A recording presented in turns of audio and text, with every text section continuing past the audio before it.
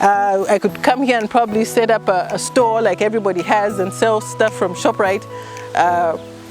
You know, that serves a purpose too, but I think that we can be more creative and do other things and showcase that we can grow our own food, because the soil here is pretty good, and we have all these people who need food to buy fresh vegetables, because they have to then go to ShopRite or go to other places. But if the market or their food source is grown right here, it's a win-win, I think, for everybody, because they can guarantee their food is fresh, they can guarantee there's no chemicals in their food, but then also the food miles, the stuff that's in the shop has to travel so many miles to get to them. It would be stuff that they can come and get from here. We've done a little bit of permaculture, but because we're beginning and my hands are full with other things, this is kind of like a long-term project.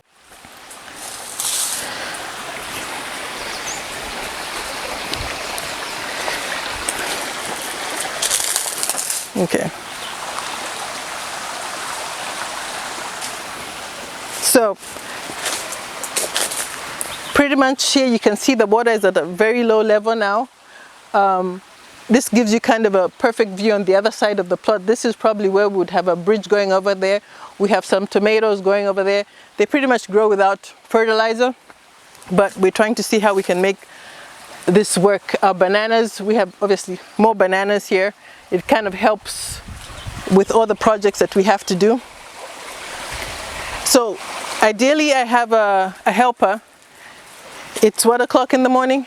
It's like 8 o'clock in the morning. I have a worker and I did a surprise visit that, wouldn't you know it, he's not here. He's supposed to be watering and he's not here. So when he comes and finds me here, then he'll be saying, no, I just went 5 minutes. You know, I've been here for quite a while.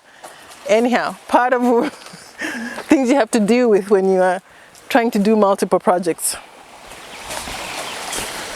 So we're still doing some form of syntropics, because everything you see is in north-south orientation, but a lot of this will change because we have to figure out where we'd put places. So it's a work in progress. It doesn't look like much, but there's a lot of trees that have gone in and have dried due to the weather, but then also due to, you know, people not doing what they say they're supposed to be doing. As you can see, we have planted trees, but it's looking pretty bare right now. But you know, the space all the way going this way is pretty big. The wall fence, or the boundary to the plot, is after the stream behind this greenery, because then there would be the road over there. So we have 4 plots together, 2 on this side and 2 on that side.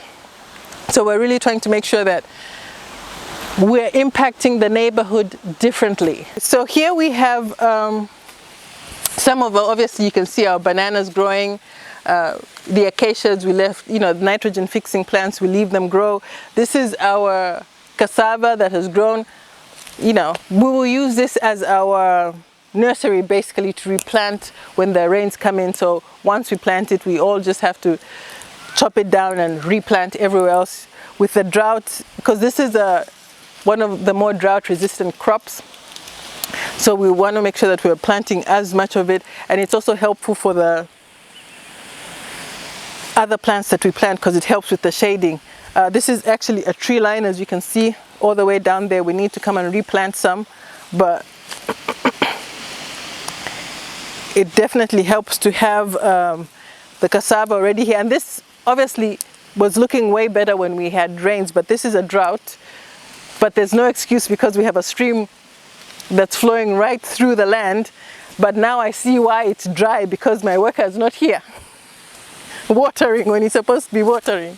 We'll keep most of the trees. The only trees we're going to remove are those that maybe we have to build something on that spot, right? So we, like, when we figure out where we're building, where our pathways are, like, I guess we have to figure out the most important things. It would be the water placement and stuff like that, where we'd harvest, and then we'll build around. Everything else goes around the main infrastructure of the Greenspace, because we want to water harvest. So whatever structures we have, we want to make sure we're channeling the water into, we'll have the stream, but maybe we'll have a few ponds here, there. We want to have ducks, you know, just kind of have a place where we have maybe, maybe geese for security, because I know they're little, geese for security and ducks, but just like little water features everywhere with where the little domes are, and just have a space where, the neighboring people can come and enjoy some, can come and buy their fresh vegetables, but also enjoy the space, and also see where their food is coming from, right? So that's one of the things that we definitely want to do. So these are castor beans. Castor beans is very useful. It's used in a lot of cosmetics. They make a lot of medicine out of it. I mean, it definitely is, if you're gonna grow it, you need to grow it on a large scale because it's a very light bean.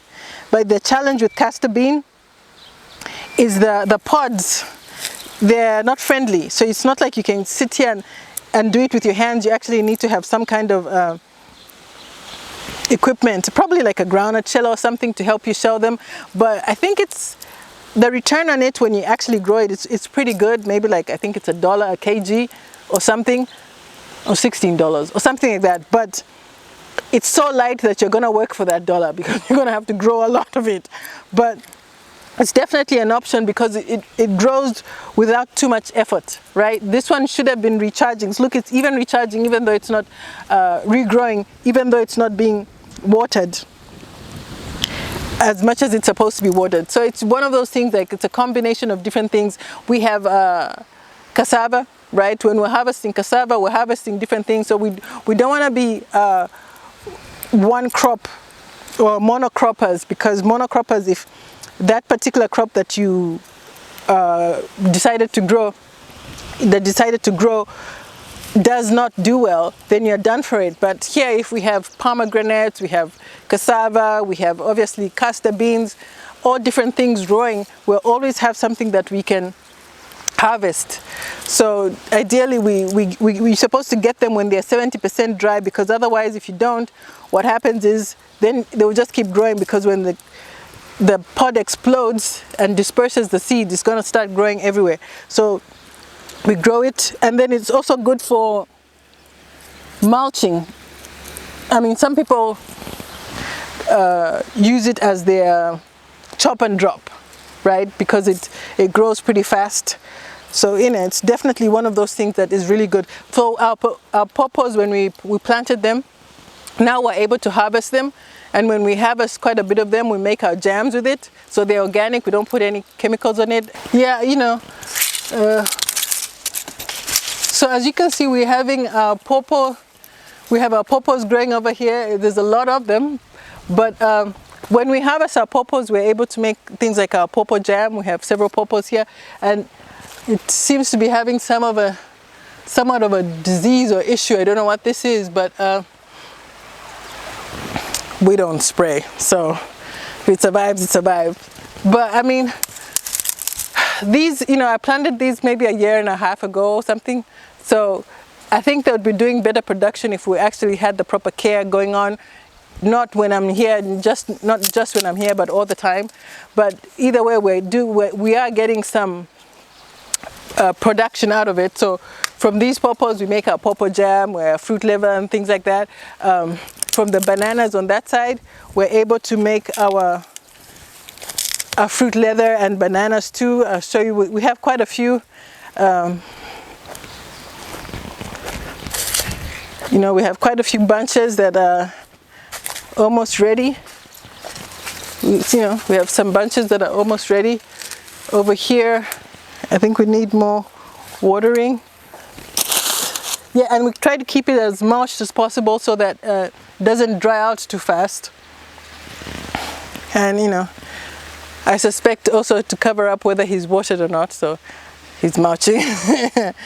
But yeah, so from our bananas, we're able to make our banana jam, our fruit leather. Obviously, we could sell them just as bananas, but because we're a small holding, we don't have acres and acres of bananas. It's not economically viable to sell the raw material or the banana by itself because it doesn't cover the cost of it. But when we process it, we're able to at least make enough to it makes a little bit of a difference on the bottom line to be able to run and do the things that we have to do.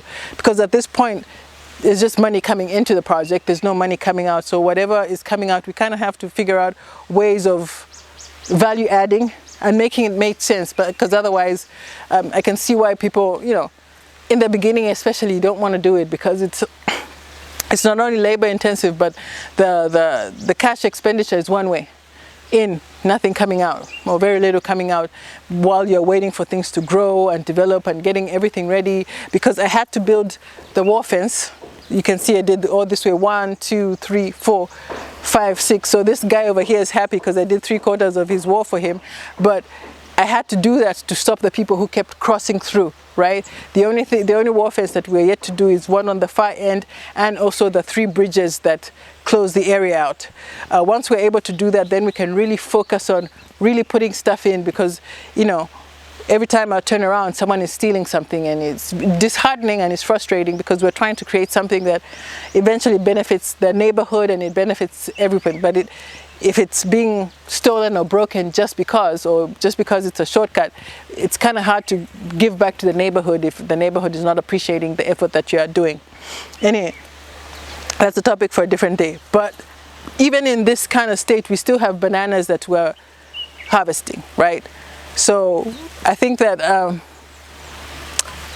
it's only going to get better now as we get the right help, you know. And the thing is, the challenge also is to find the help that sees the vision, because initially, I'm sure someone looking at the video, just looking at the pictures, like, what the hell? What is she talking about? This looked like a, you know, like a little piece of bush. But when you see the vision of what we're trying to do and where we're trying to go to, and the potential of it all, I think then you'll be able to appreciate how much of a jewel this is to be right here and to have the water right here, and what you can do with it. I think having a vision to do something different can be challenging in the beginning, especially if you're the only one seeing the vision. But the more people that are able to see and appreciate the potential of what you could actually get, I think it would definitely make a huge difference. All right, so you see, it's not about what you have, but what you do with what you have, right? So we're able to get water from the stream, there's no excuses. See, my worker is now showing up at this time to the job. We don't want carbons.